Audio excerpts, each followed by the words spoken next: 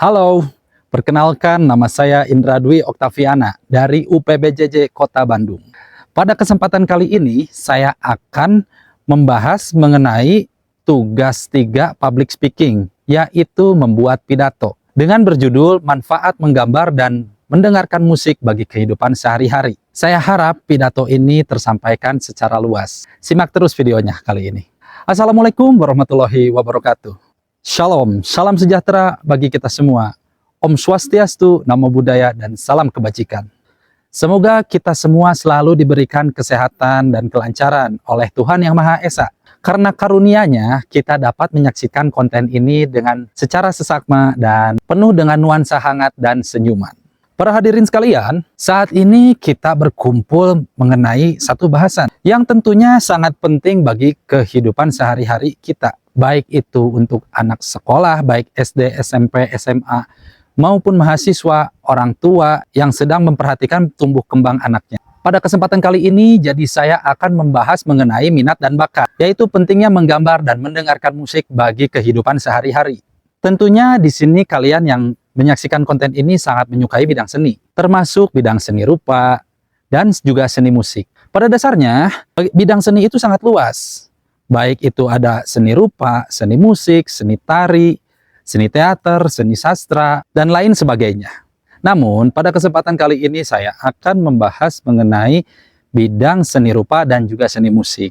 Lebih tepatnya terkait manfaat menggambar dan mendengarkan musik untuk kehidupan sehari-hari. Seperti kita ketahui bahwa dasarnya manusia tidak akan bisa lepas dari yang namanya seni. Tentunya pasti ada yang bertanya-tanya dong dari kalian. Apa sih manfaatnya menggambar dan mendengarkan musik bagi kehidupan sehari-hari? Jawaban yang meyakinkan, tentunya segala sesuatu pasti ada manfaatnya. Baik itu manfaat baik maupun buruk. Termasuk dalam menggambar dan juga mendengarkan musik bagi sehari-hari. Oke, para hadirin sekalian, tanpa banyak basa-basi, kita langsung saja bahas yang pertama, yaitu menggambar. Tentunya, kita semua pasti pernah menggambar. Tentunya menggambar bukan hanya sekedar menggambar gunung 2, jalan 1, ada mobil di tengahnya, dan sisi kanannya ada rumah dan sawah. Tidak hanya seperti itu juga, kawan. Melainkan, sekedar coretan-coretan yang mungkin bisa dikatakan tidak jelas juga, itu bisa termasuk dikatakan menggambar. Menurut penelitian berdasarkan psikologis seluruh dunia, bahwa orang normal pasti pernah menggambar. Tidak mungkin tidak pernah menggambar.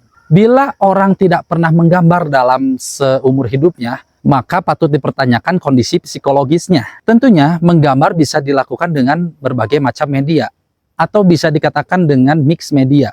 Contohnya menggunakan pensil warna, pensil hitam putih, krayon, cat semprot, dan juga untuk media jenis lainnya yang mengeksplor juga itu pun bisa. Bahkan ada salah satu seniman dari daerah mana dulu pernah viral, dia melukis dan menggambar menggunakan media tanah liat yang dioleskan pada bidang kanvas, terus kemudian dibentuk objek sedemikian rupa agar terbentuk hasilnya lebih maksimal. Dari sini kita bisa simpulkan bahwa menggambar bisa menggunakan media apapun, atau kita pun bisa mengatakannya mengeksplor media apapun. Bila dibandingkan dengan ilmu pengetahuan alam atau matematika, itu termasuk ilmu pasti. Yang sudah jelas hasilnya A, maka jawaban apapun tetap A. Berbeda hal lain ketimbang seni. Yang misalkan kita menemukan jawaban A, jawaban B pun bisa jadi benar ataupun tidak. Nah, itulah ilmu seni. Menurut sumber dari The Knowledge Academy, menggambar bukan hanya goresan pensil semata, melainkan menggambar dapat melatih keterampilan motorik seseorang, meningkatkan kemampuan memecahkan masalah, dan memicu kreativitas seseorang, termasuk bagi kalangan anak muda dan anak kecil yang sedang tumbuh kembang. Tak hanya itu, sumber lain pun mengatakan hal serupa.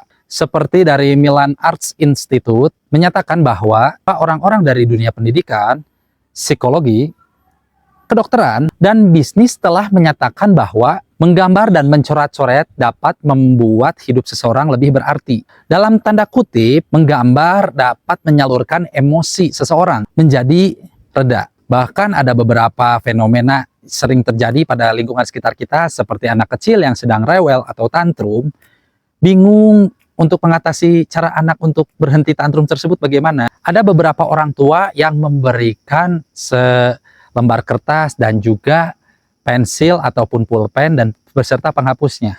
ataupun sebuah buku gambar yang dimana asalnya anak tersebut sedang tantrum, gelisah, rewel.